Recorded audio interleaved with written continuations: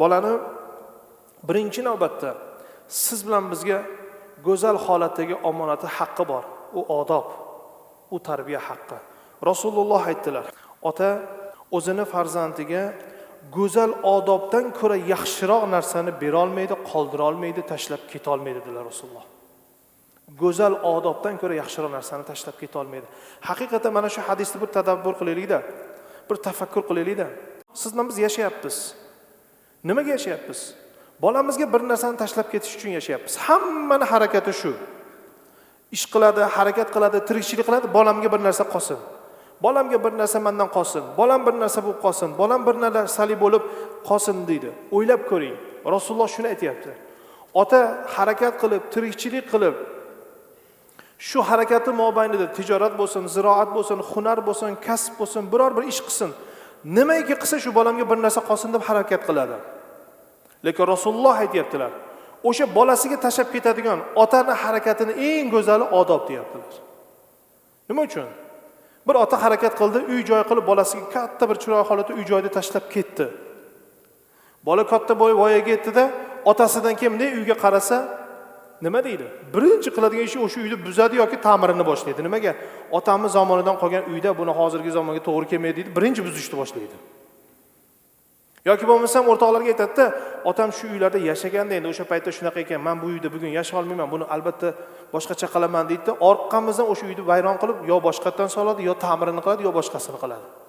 Biz uni bir umr harakat qilganmiz, bir umr harakat qilib o'sha narsani bolamizga qoldirganmiz. Lekin bolamiz bizdan keyin birinchi qiladigan ish o'sha qoldirgan narsamizni vayron qilishni boshlaydi.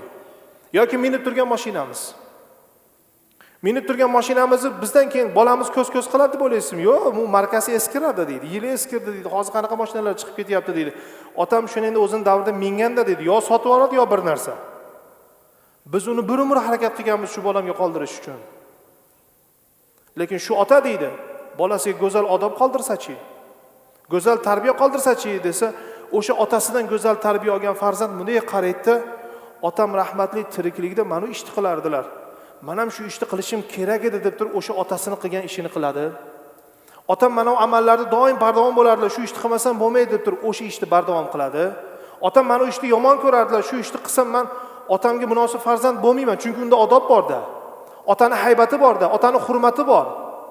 Otani kim ekanligini qalbida josi bor. O'sha qalbida otasiga nisbatan shakllangan muhabbatini go'zal holatda joy qilgandan keyin otasi yaxshi ko'rgan narsani go'zal qiladi. Otasi yomon ko'rgan narsani tark qiladi. Qarabsizki, ota o'lsa-da, lekin u hayotda tirik holatda yashab bo'ladi, u bolasini suratida yashaydi ota. Rasululloh shuni aytayaptilar. Ota o'zini bolasiga go'zal odobdan ko'ra yaxshiroq narsani tashab keta olmaydi deydilar Rasululloh. Bugun bizga vojib bo'lgan narsa nima desa o'sha tarbiya. Bizdan keyin bolamiz xotirjamligimizni ta'minotini qilib berish kerak. Modomiki insonni joni chiqar ekan, ortida farzand qolsa, shu farzandlaridan xotirjam bo'lib jon chiqish kerak. O'shani odob deydi. O'shani tarbiya deydi.